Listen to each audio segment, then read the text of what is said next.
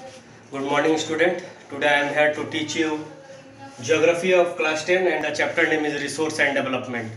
तो आज हम लोग बहुत ही एक इम्पॉर्टेंट टॉपिक पढ़ेंगे, सॉइल्स ऑफ इंडिया, जो इस पूरे चैप्टर का एक तरह से हमको ये समझने में हेल्प होगा कि सॉइल का आखिर कंपोजिशन क्या है, और जब हम नेक्स्ट चैप्टर पढ़ेंगे एग्रीकल्चर तो उसमें ये बेनिफिशियल होगा। तो देखते हैं इस टॉपिक में। तो सबसे पहले है सॉइल ऑफ इंडिया, और सॉइल का कंपोजिशन जानेंगे कि सॉइल का कंपोजिशन क्या क्या होता है।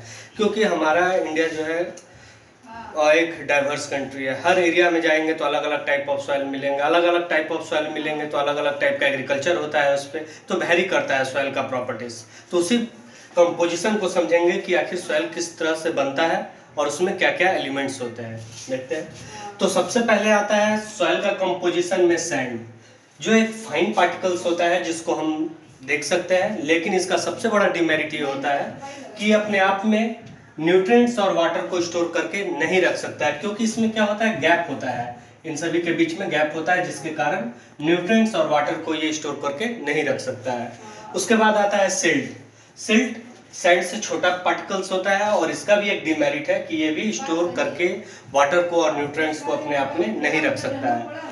उसके बाद आते हैं क्ले पे। तो क्ले जो सिल्ट से का सबसे फाइन पार्टिकल्स होता है, लेकिन इस फाइन पार्टिकल्स का अपना एक मेरिट है कि ये ब्लॉक करके रखता है वाटर को और न्यूट्रिएंट्स को, और वाटर और न्यूट्रिएंट्स बेनिफिशियल होता है किसी भी क्रॉप्स को जर्मिनेट करने के लिए। तो क्ले सिल्ट से सबसे फाइन पार्टिकल होता है, और इसका काम होता है ब्लॉक करके रखता है ये पानी को अपने आप में और न्यूट्रिएंट्स को भी। नेक्स्ट आते हैं मिनरल। इसके बिना तो सॉइल का कंपोजिशन का हम कल्पना ही नहीं कर सकते हैं। फॉस्फोरस, एल्युमिनियम, पोटासियम, आयरन, ये सारा सॉइल का एक ऐसा मिनरल है जो हेल्प करता है किसी भी चीज़ को ग्रोथ करने के लिए। उसके बाद आते हैं ह्यूमस। ये एक ऑर्गेनिक मैटर होता है ह्यूमस। अगर कोई भी सॉइल में डेड प्लांट है वो डिकम्पोज हो जाता है, कोई डेड छोटे मोटे एनिमल्स हैं वो डिकम्पोज होके क्या होता है, ह्यूमस फॉर्म होते हैं, और वो ऑर्गेनिक मैटर जो होता है बहुत ही फर्टाइल होता है। It is fertile for agriculture. ये बहुत ही फर्टाइल होता है, ह्यूमस सॉइल को फर्टाइल बनाता है इंडेड।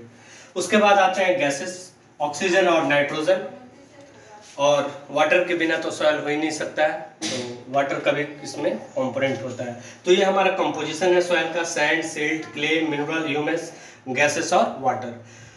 तो अगर क्वेश्चन है name any two composition of soil, तो कोई भी दो नाम लिखना है, या क्वेश्चन है what are the composition of soil, तो इन सारे पॉइंट्स को हमको लिखना पड़ेगा। उसके बाद हम देखेंगे टाइप्स ऑफ सॉइल, जो बेसिकली 8 टाइप ऑफ सॉइल है, उसका एलिब्रेट स्टडी हम लोग करेंगे इस टॉपिक में। देखते हैं, स्टॉप कर दीजिए।